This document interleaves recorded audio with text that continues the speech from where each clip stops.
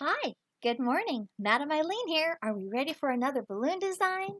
I was thinking what I haven't done, and I want to do a key. So it's okay if you don't have chrome, silver, that's what I'm going to use, or I could do gold, but silver's pretty. I think I'm going to take at least two.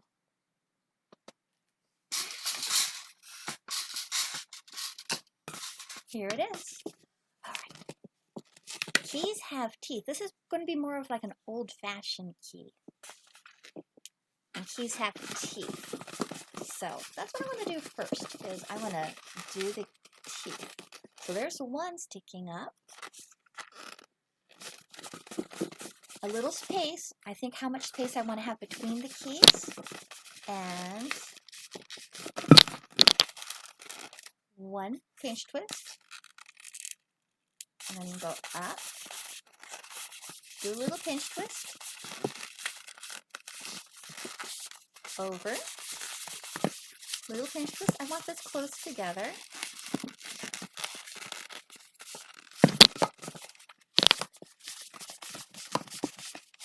And then I'm going to go down and do a pinch twist. So these are very similar. Now I'm going to do a tiny spacer bubble, and I'm going to connect the two. I want it tiny because I don't want it too obvious that I have two bubbles there. And then I do a tiny bubble, and I go back around the other two.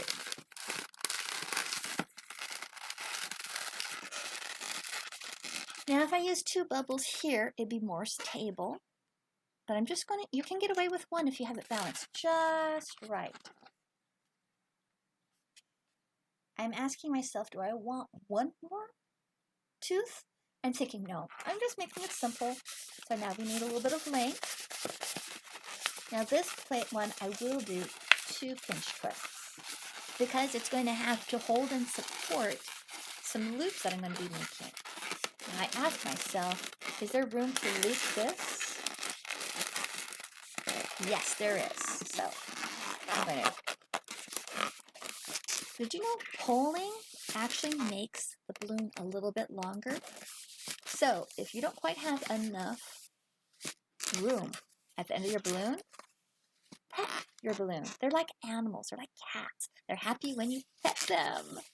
And like cats, if you pet them too much, they'll do something to you. Holding the tip, I'm going to go around my pinch twist a few times. All right, that's one loop to our key.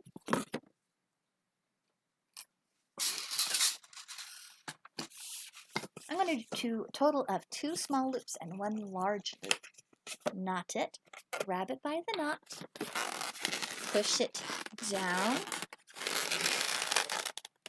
to the joint of one of the pinch twists, and then I go in between, and then I wrap around. The less that your knot rubs against the balloon when it goes around, the less chance of it getting a hole and leaking. Now try to make a small loop to match the first loop. Now that's too small.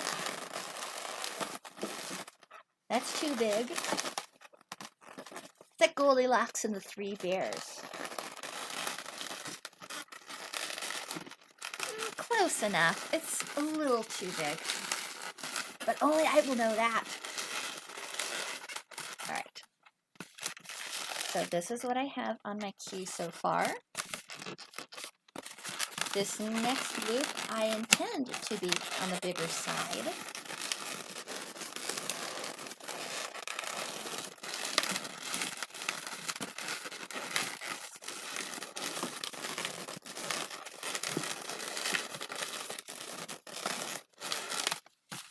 And now I'm going to break it, but I don't feel like making noise, and I can reuse the end of this silver for another project.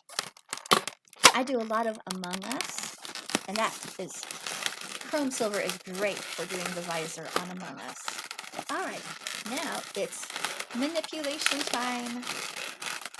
Alright, stand it up, like kind of like a clover. If you've ever made a clover, this is very similar.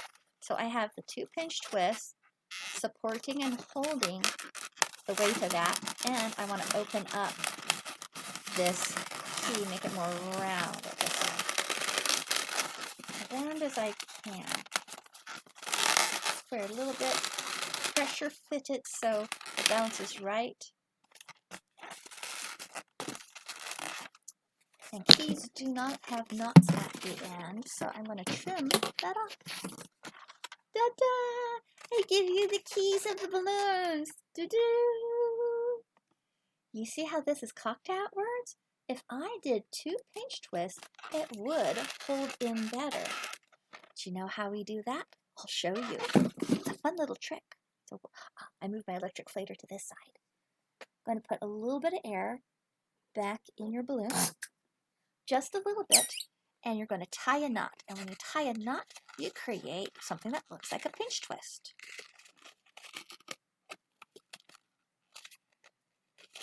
Maybe I should have made it a little smaller than that. And then just wrap the ends around the first pinch twist.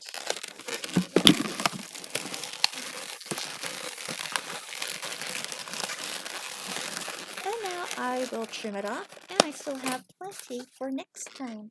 Put it in my scraps drawer. Pull this up. The 2 pinch twists at the end will push that key more up. There we go. Now the key of the balloons is ready. What door shall it open? The doors of your imagination. Well, bye. Have a fun day.